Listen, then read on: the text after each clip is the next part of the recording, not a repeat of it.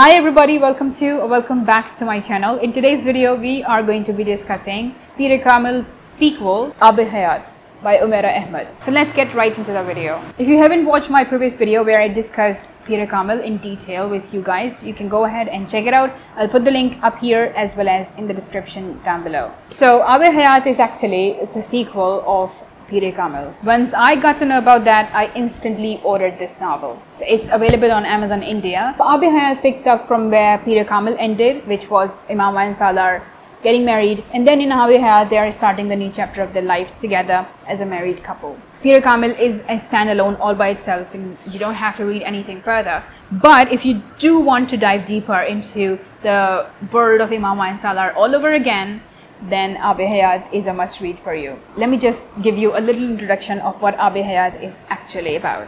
As I said in the beginning, this novel is a journey of Umera, Hashim and Salar Sikandar together as a married couple, and it's about their married life, how they move on with their married life, how they build their family, how they manage all the difficulties and struggles that they come across as married couple. But that's not the main theme of this novel. This is not just a filler sequel.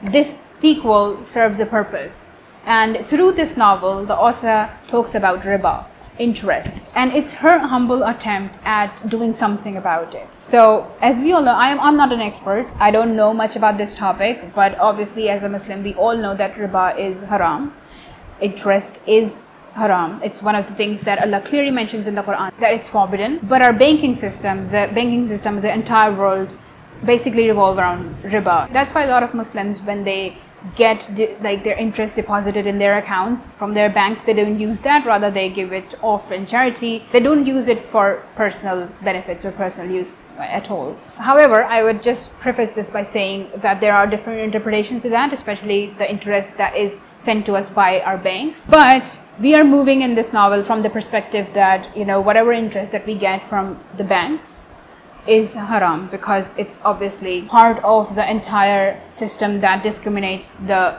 poor. Now, first of all, I would just want to praise the author for writing this novel. Number one, because it's her attempt at doing something about one of the biggest evils in this world. Like, when she faces Allah subhanahu wa ta'ala, she would have something as a proof to show that she at least did something for one of the evils of this world.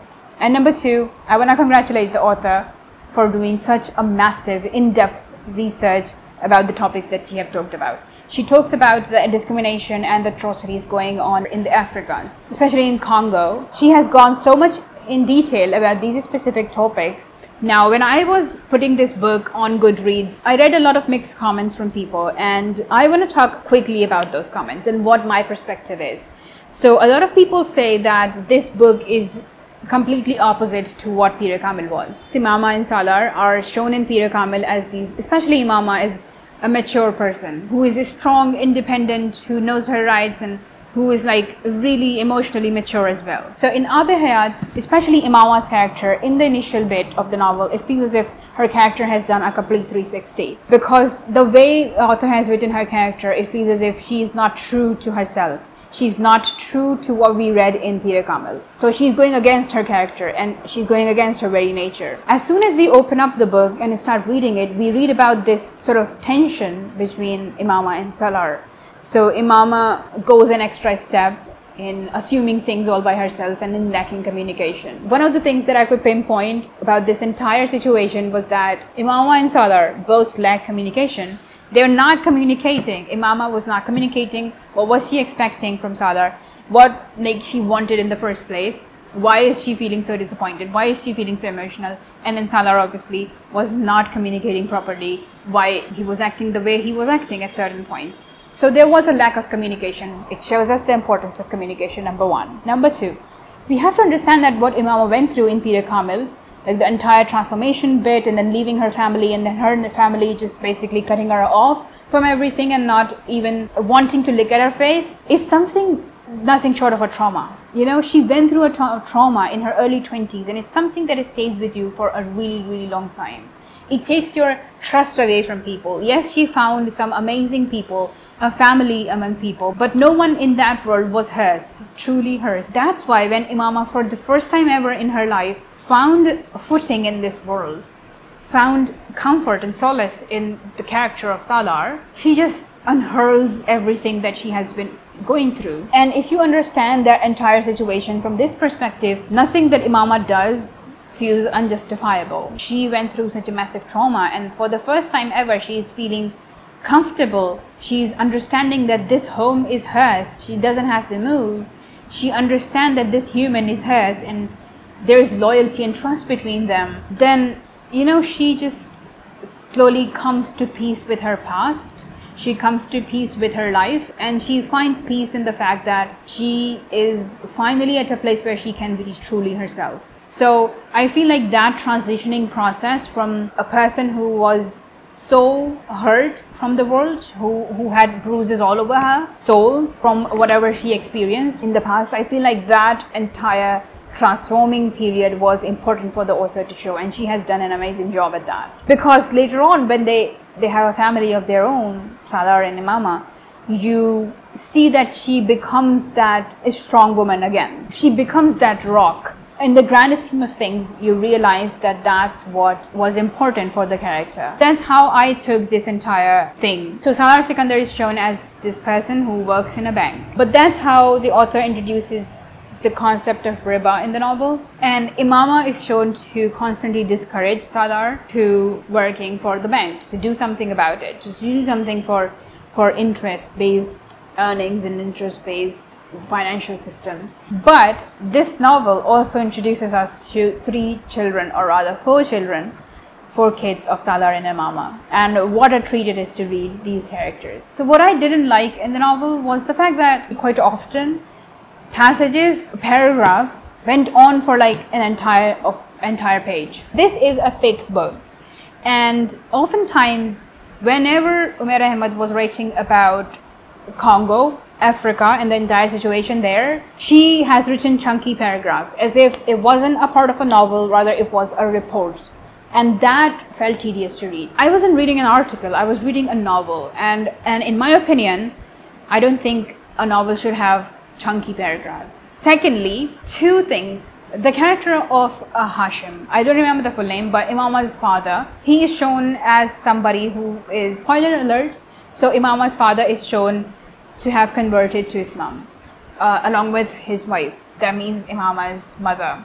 We don't get to read much about those characters at all. Second of all, Sibt Ali, I hope I'm pronouncing the name right, but he played such an integral part in the life of Imama, and even in the life of Salar. He was the reason these 2 connected in the first place, and he was such a major part of Peer-e-Kamil. But in Aab-e-Hayat, we don't read about him much as the story progresses, and I wonder why. What happened to that character? Please tell me in detail. I want to know what happened to the woman who Imama used to live with, Sayyida Amma.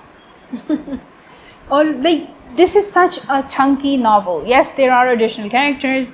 Imama and Salar's family grows into this beautiful thing. We read about the lives of these kids, and we feel like we are also a part of this family. But what happened to those people? Because they played such an integral part in Peer-e-Kamil, so why were not they mentioned in this novel as well? That's one of the things that I felt sad about, because I wanted to know, at least like mention it in passing, what happened to them. But I love how Umera Ahmed has written the kids of Salar and Imama. There's Jibril, Inaya, Hunain, and Raisa. They truly are the kids of Imama and Salar, and it's so heartwarming to read their stories, especially Hunain's, because he's shown as a true copy of his dad. He does so many things just like his father used to do. I honestly used to laugh at certain points because of the similarities between Hunain and Salar. Also, the character of Sikandar Usman was very endearing to read.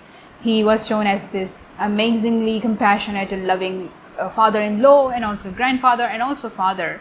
Like, he did a lot for Salar. And honestly, I cannot tell you how many times my heart literally dropped while reading this novel, because Umera Ahmed has given us a lot of cliffhangers, and not only that, she has done a lot of trickery with this novel, because oftentimes, like, she would end certain chapters with such tricky sentences, and I would just go on a different tangent thinking about what would happen if somebody died. And that wasn't a nice thought at all. But yeah, if you haven't read this novel, I would highly recommend that you read it. If you read Peer-e-Kamil and Aab-e-Hayat together, like once you get done with Peer-e-Kamil and you move on to Aab-e-Hayat, you read it in sequence. By the time you are done with this, because it's such a hefty novel, both of these are, you literally feel as if you are moving away from this family once you're done with it. And it feels like so sad to say goodbye to these characters. With that note, we have come to the end of this video. If you like the video, make sure to give it a thumbs up. If you haven't subscribed to the channel yet, please make sure to do that. And I will see you guys next time, inshallah. Till then, take care. God bless you. Assalamu alaikum. Bye.